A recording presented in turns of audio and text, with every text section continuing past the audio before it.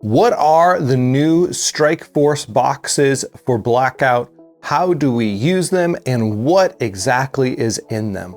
Those are the questions that we're going to be looking at and we're going to be answering in today's video. Now, the Strike Force boxes are supplement units that go with the original three forces of BLKOUT: UN Alpha Raid, Harlow Kinetic Solutions, and Manticor Borz group. What these Strike Force boxes do is they add more options to your already existing forces, and they slot into those three armies. So say you're playing a game and you can pick 3 units. Instead of just taking the original 3 Harlow Kinetic Solution units, you have 3 more units that you can choose from. The way they work within your army is they have the same army name, so they're allowed to use the same force rule, battle drills, armory that you already have on your force document card. Now, the one way in which this gets tricky is with the UN, because for the UN, you have Raid Force Alpha and you have 3rd Battalion. Those are 2 separate forces because they have different force documents. They have different battle drills, they have different armory, they have different force rules. This Strike Force box is for Raid Force Alpha. So you can switch out maybe a unit of golems and you can add in a unit of mothers. Now, it's however you want to work it, however you want to do that. These units provide some variety, but they also provide some tactical depth. They add some differences that the previous forces didn't have in order to give them a more well-rounded feel, in order for you to make tactical choices. It doesn't change the way that you do list building per se. There's still no point system. There's still nothing like that in the base game. Now, once we get Proving Grounds, that will change a little bit, but my feel is that Proving Grounds is going to be geared more towards competitive and tournament scenes and less towards the de facto mode of play for the game. So all you're going to do with your Strike Force boxes is you could just run a Strike Force box as an entire force. You could take out 1 or 2 units from your existing force and just throw in a couple of your Strike Force units. Or if you want just a larger game, you could play your original force, say your Manticor Borz group that you have with their original box, and then add a whole nother group, the 3 units that you get for the Strike Force box. The Strike Force boxes are made to provide you with more options for how you play the game.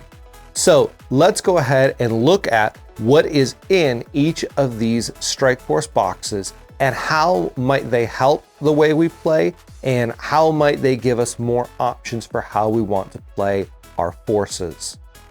Starting with our UN Strike Force box. This one is probably my favorite as far as what it adds to Raid Force Alpha, and I think it adds some really cool elements.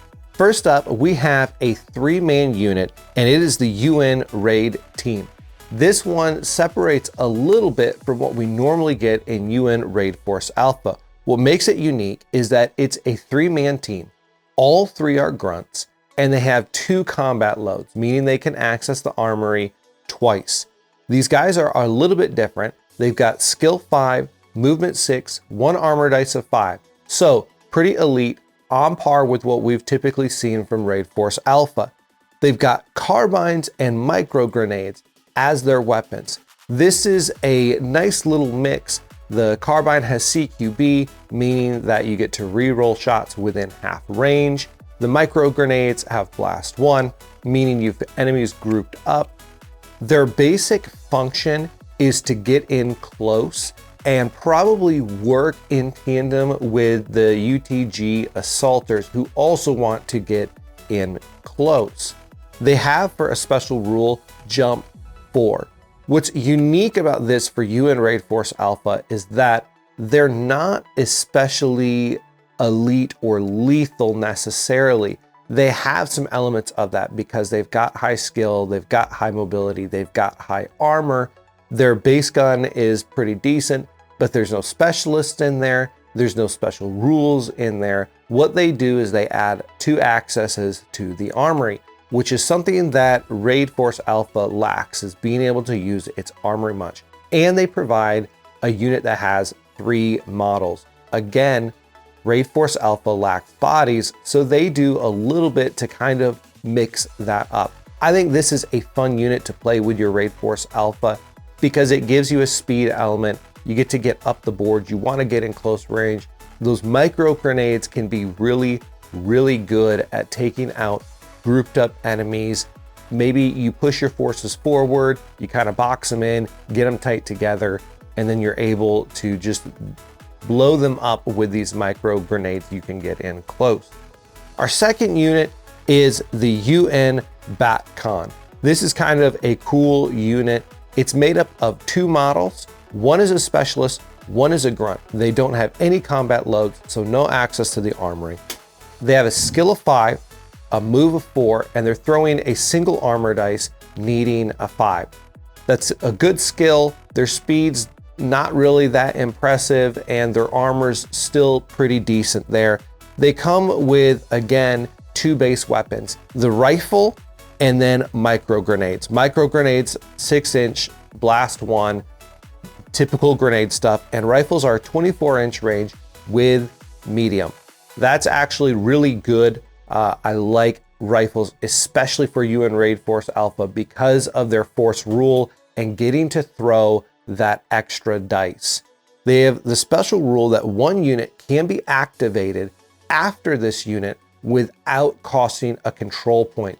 Same as what the control team has for Harlow Kinetic Solutions. This is an amazing ability, and I love that they've given it to more than just Harlow. They've broadened the scope of teams that can do this, and I think it's a really fun one to play with. That's an incredible ability. It's so powerful because it allows you to use control points for battle drills, maybe for getting an extra dice on activation instead of having to do it to activate another unit after one of yours. I love that ability. But then it also comes with a specialist, and the specialist is the Golem style model. It's the Comms Bat. It's AI, and it has an armor, 3 dice, needing 5s. Otherwise the same stat line, but its armor slightly different, and it comes with a data spike. So it fills that need of UN Raid Force Alpha lacks any type of data specialist. This unit fills that need. It fills it in a unique, fun way where it's not super powered, but I think this may be the best unit when it comes to all of the new Strike Force units. You've got good skill, you've got good armor. It comes with a good base weapon in rifles, long range, medium. Add that to the force rule, and that's pretty powerful. You also have a really cool ability in being able to activate another unit right after yours. That's extremely powerful. And then on top of that, you've got the Comms Bat that gives you the data spike. It gives you some E-War, but it does it while having really good armor for an infantry model. Finally, for the UN Strike Force box, we have UTG Mothers. This is an absolutely awesome unit. It comes with 2 models. They are both grunts. They have the base stat line of a skill of 4, a move of 6, and they throw 2 armor dice needing 5s.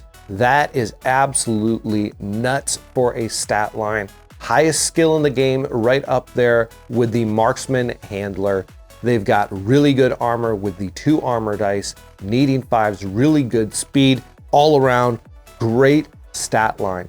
For weapons, they have the PDW, which is an 8-inch damage one, and they also have Elite Melee, which is a 4-inch melee attack that does 1 damage, armor piercing 2, cyclic.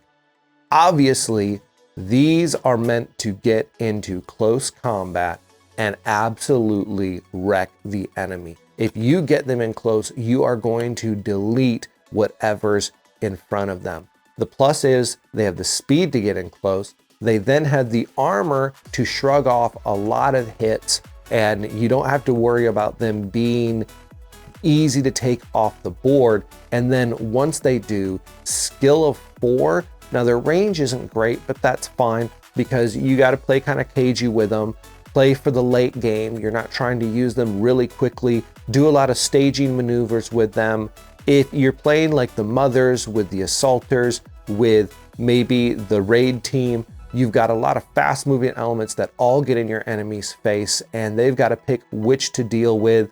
And sometimes the mothers can get lost in all of that, sneak their way through. And once they do, you get in close, you are going to kill whatever you get in within 4 inches of. That high skill, armor piercing 2, cyclic, that's absolutely brutal.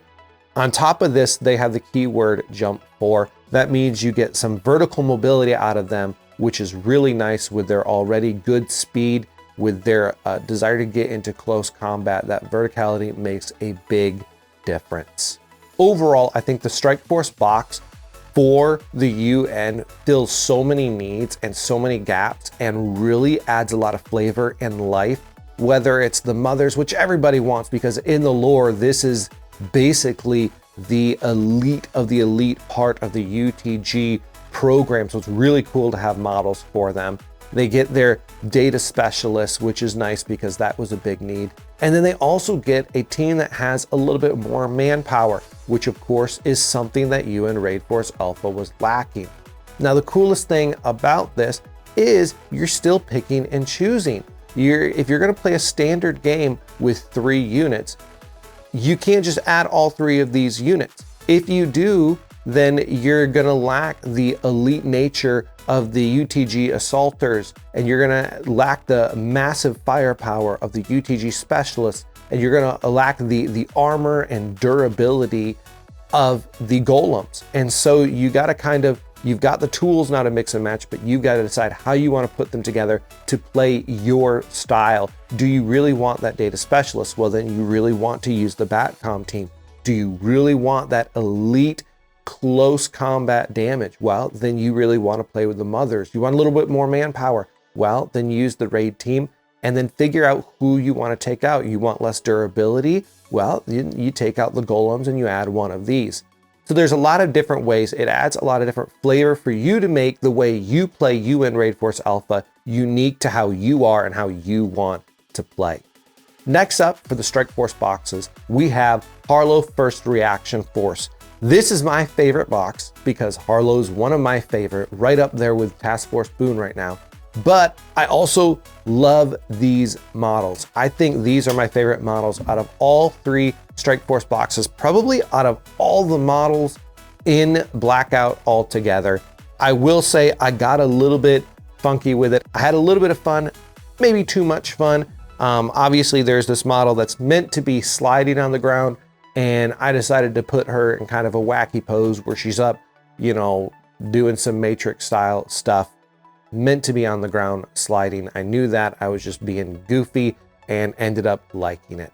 Let's go ahead and look at what is in this box and what it provides for you, the Harlow First Reaction player.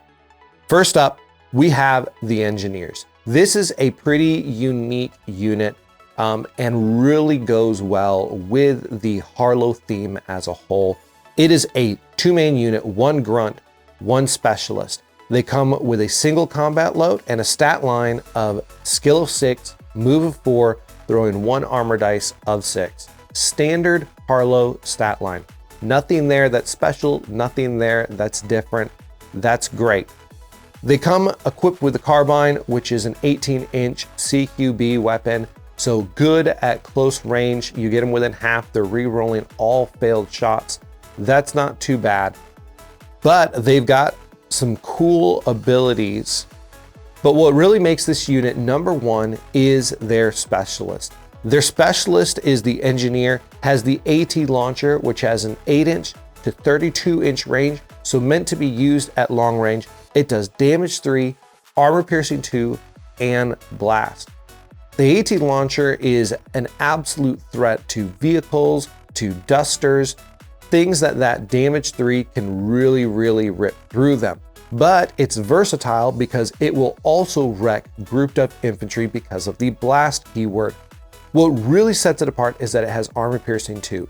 Armor piercing 2 means if you're going to shoot it against, say, Borz Manticor group, yes, they've got their special rule that's going to bring down the damage value against them because of their blast keyword special rule. But with armor piercing 2, you're really increasing your chances of just all you need is 1 damage to go through and you can take a guy out. Obviously good against dusters. Armor piercing 2 is nice to take down those big things. So really it's a heavy firepower unit. There's nothing incredibly special about this unit, except for when you look at the second unit that comes with this Strike Force box, and that is the crickets. These cute little robotic critters are unique. They've got a skill of 7, a move of 6, and they throw 1 armor dice of 8. Now, that is obviously a terrible stat line. It is a low skill, it is a really low armor, movement is fast, so you're kind of going, well, what gives? They must have an amazing keyword weapon, something like that. Well, their weapon is self-destruct. It's got a 4-inch range. It does armor piercing 4 in CQB, but it also has the rule that after you use this weapon, you have to remove the model from the game. They're self-destructing, so no duh, you're going to remove this model from the game. That's a really good weapon if you want to just one-shot somebody, right? You got armor piercing 4.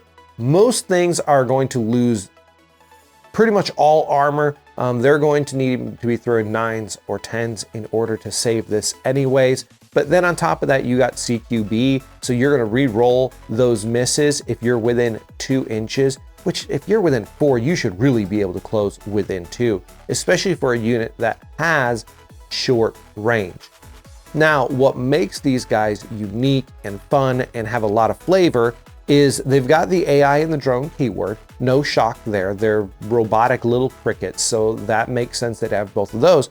But they also have this rule, and I'll read exactly what it says.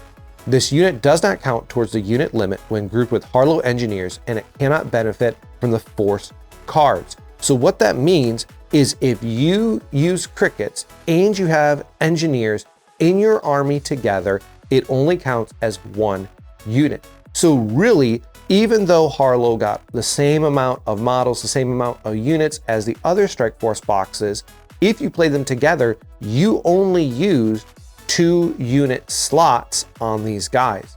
That's a really cool rule because I think if you look at the engineers, they're kind of underwhelming compared to most of the other units added in the Strike Force. You look at the crickets and they're very underwhelming. By themselves, they're not good, but when you add them to the engineers and that's 1 whole unit, that's a really good unit. That's 4 bodies. The crickets are really good at moving forward and they're easy to shoot down, but that also means that your opponent is using firepower to take out these things that have to get within 4 inches. So it's really unique in what you can do, using them as screeners, kind of trying to run them around. Their low profile means that they can really get into places where they get very easy cover, no line of sight, challenging to fight in that regard if you're using terrain well. Our third and final unit for Harlow First Reaction Force is the Veterans, and this is a really cool unit. I love this and I love what it adds to Harlow. They are a 3-man unit, all grunts, no specialists. I love that. I think that's cool. I like they did it with the UN team. I like that they're doing it here. I like that idea. They come with a skill of 5, a movement of 6, and throw 1 armor dice, needing a 6. I love this group. Same stat line as normal, but with a skill of 5. That's really cool. It adds something that Harlow's missing and desperately needs. They also come with a combat load of 2. So even though they're higher skill, they still have a lot of access to the armory, which is nice. And they come with 3 weapons. Their base gun is the carbine, 18 inches CQB. Pretty standard, especially for Harlow. That seems pretty normal to have that. Very useful. You get these in close range and they're going to do damage. They've got speed 6, so they can get into close range fairly easy. They also have machetes, which are a 2-inch melee weapon that does armor piercing 1. Basically, you're making them even more lethal if they're going to close the distance, especially if the opponent does not have a melee weapon. that puts them at a severe disadvantage to be able to fight these guys. And then they have pulse grenades, which have a 6-inch range, blast 1, and EMP. These guys are going to ruin your AI and your powered units' day. EMP, there's not a whole lot of it in the game. They have access to it as a base weapon rather than an armory weapon, and that gives them a lot of ability to fight these other AI and powered units that are out there. For special rules, the veterans have jump 4, useful for verticality, but they also have the rule low tech. Now, low tech means that you cannot be targeted by a data attack or by indirect fire, meaning these guys can't be pinned and they can't be shot at by indirect fire. That's huge. Those are two big ways to attack enemy forces in the game right now, and they are completely immune to it. Absolutely love it. The veterans are something different, but they add to the overall theme for Harlow First Reaction Force of versatility. So 3 units, really you can say it's 2 units if you combine the engineers and the crickets. They add a lot of variety. I really think each of these units is such an awesome addition for Harlow First Reaction Force because of a couple reasons. Number one, they get the skill that they really want out of the veterans that really helps them in the skill department in dealing damage. That low tech keyword is really cool, keeps them from getting pinned down, keeps them active and in the game pretty much no matter what. And then on the opposite side, you've got the engineers and you got the firepower that really wasn't there for a lot of Harlow First Reaction Force. And the reality is Harlow First Reaction Force doesn't need a lot more bodies. They have plenty of bodies to do what they need. So having the crickets and having the engineers, that works well. They're not large teams, but especially being able to combine them together, they do some versatility things, add some firepower, you get some skill with the veterans, and it really rounds out what you can do with First Reaction Force. Again, the problem becomes that if you're gonna play a 3-unit game, you've got to take out stuff that's already in that force and add these guys in. I think it's a little bit more straightforward for these guys as a whole for Harlow. I think you've got guys that have more specific skill sets in what they do, and so you really know what you want and you can go for it. You want more firepower, maybe you put in the engineers with some crickets instead of your Springboks. Gives you a little bit more firepower, a couple more bodies to work with. Maybe you just want higher skill. You can put in your veterans and they can really take the part of multiple other elements of First Reaction Force, but it gives you more stuff to play with and makes it a lot more dynamic. Our third and final force for this video is the Manticor Borz Group Strike Force. Now let's go ahead and look. They've got 3 awesome units, and I'm gonna be honest, theirs is the hardest one for me when it came to, man, how would I mix and match? Because I love all 3 new additions, and it's hard to go, well, I want to mix and match between the original force group and now this new strike team. First up, we got the Ubietsa, which I'm probably butchering that, control team. This is a 2-man team. It's got 1 grunt, 1 specialist, 1 combat load, so 1 ability to access the armory. Stat line with a skill of 6, a movement of 4, rolling a single armor dice, needing a 6.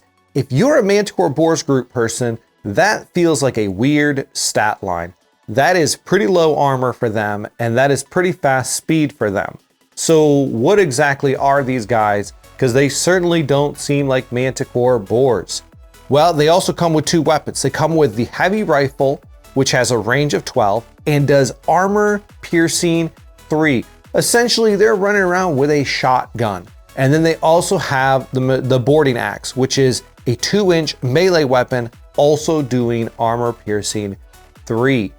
These guys get in close and blow people up. That's their role, that's their goal. They do it by having that fast speed. They're not going to weather a whole lot of damage because of that armor. And so my best tactic, I think, with running these guys, I've done it a little bit, is to use the rest of my Borz as a distraction while getting these guys up the board into close range in order to get maximum damage.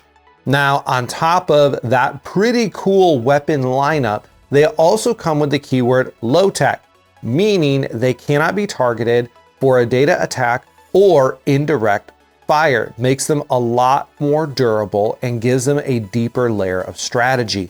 On top of that, they have the controller specialist. What this controller specialist means is that they can activate another unit after their unit without spending a control point. This is a really cool thing that they've done, because if you look at it now with the Strike Force box for you and Raid Force Alpha, they've got that, and then Harlow First Reaction Force has it. Now they've get it, but it looks a little bit different because for these guys, it's not a unit rule, but it's a specialist rule. So if you kill the specialist, that rule goes away. Adds a little bit of nuance to these guys and changes it up a little bit different from a whole unit having the rule, and therefore if any of them are alive, you can still use it. Second up, we have probably the coolest looking new model out of these Strike Force units, a very unique one, but fits with Manticor Borz and what they want to do, and that is the Suka Bravo team. Now, this is a 2-man team, no specialists, all grunts, 1 access to the armory. They come with a skill of 6, a move of 4, and throw 2 armor dice, needing 4s. That right there is your Manticor goodness. That's what you're used to, right? Slow speed and lots of armor. Let's just let them shoot at us because we are not going down. On top of that, they again come with 2 weapons. They come with the SMG. It's a 12-inch CQB weapon. So shorter range than even a carbine. So in order to get CQB, you got to be within 6 inches, which is pretty close, but these guys have the tools to get there. They also have the boarding axe, which is a range 2 melee attack that does armor piercing 3. So you've got a lot of options once you get into short range. Well, they've got some tools to get you in short range. They also have the powered keyword. So a little bit of a negative there. They could be affected by things like EMP, and you got to watch out for that. Otherwise, these guys fit in really well with your standard Manticor force because they're gonna play slow and steady, but again, you get into those short ranges and they are going to mess up the opponent. The final unit for this strike force is the Ubitsia. Again, I'm probably killing it. Somebody let me know how that's actually pronounced. This is a 3-man team, and like both the other strike forces, a 3 grunt team, no specialist, with 2 combat loads. They can access the armory twice.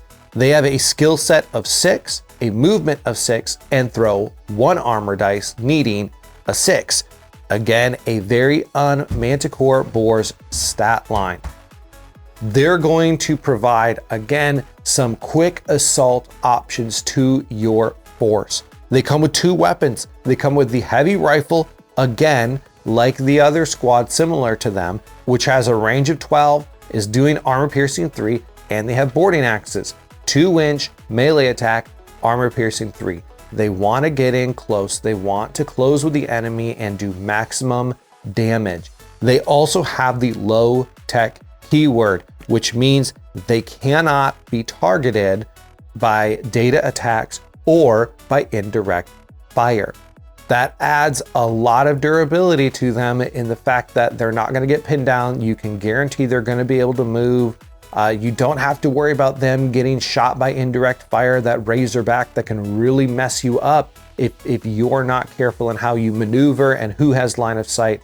Things like that, they can really affect that. Now, this is a little bit different because there's not a whole lot of variety in what these guys do. In your 2 other strike forces, there was a lot of variety. They added a lot of different tools. For this, they didn't. And in fact, I feel like this group right here, this strike force, is the best out of the box strike force. Run these guys as their own force and they will do really well. They'll pair really well together, I feel. mixing and matching with your other strike force, that becomes a little bit trickier because what do you want to do? Do you want to take out your Suka team because it's only a single model? You want some more bodies? Do you want to take out maybe your 4-man team for Manticor and add your Suka Bravo team? Adds you a little bit more armor, things like that. There's some cool different elements that you can run with these guys, and it actually frees you up to run Manticor in multiple different ways. They're now no longer stuck being, hey, we have to run as a slow armor army. They have a little bit more they can do. They're not going to be, if you're going to move away from armor, they're going to be more close the distance, play in short ranges type of thing. All in all, a really cool strike force that adds really cool options and also some really, really cool models to the Manticor Borz group line.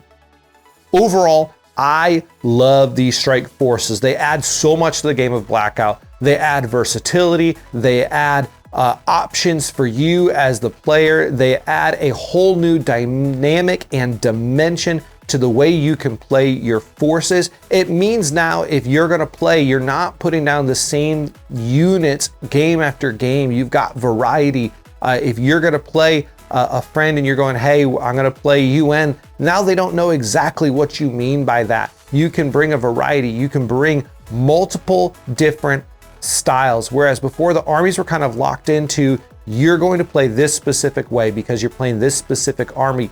You now have options. They still have their unique feel. Harlow is still built around playing fast, getting in the opponent's face, and being very much a glass cannon, being very strategy focused. Borz group is still built around, hey, we're heavy on armor, we want to shrug off damage, and we want to kill you in close. And then for the UN Raid Force Alpha, they're still very elite. They're still a very high skill army, but now they have a couple more bodies. Now they have a data specialist. They really go, hey, we're going to be an elite army that's melee focused with the mothers.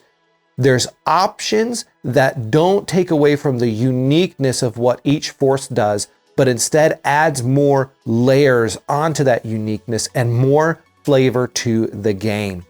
I hope you guys enjoyed this video. I hope you guys will give it a like, drop a comment if you haven't, subscribe to the channel, and if you have not checked out BLKOUT, please go and do so right now. You will not be disappointed. This is an awesome game and you want to get involved. There's a lot of cool things coming up in the world of BLKOUT, things I'm sure throughout this year that are going to be dropped that are going to be amazing, and I cannot wait to get my hands on them and to be able to cover it for you guys.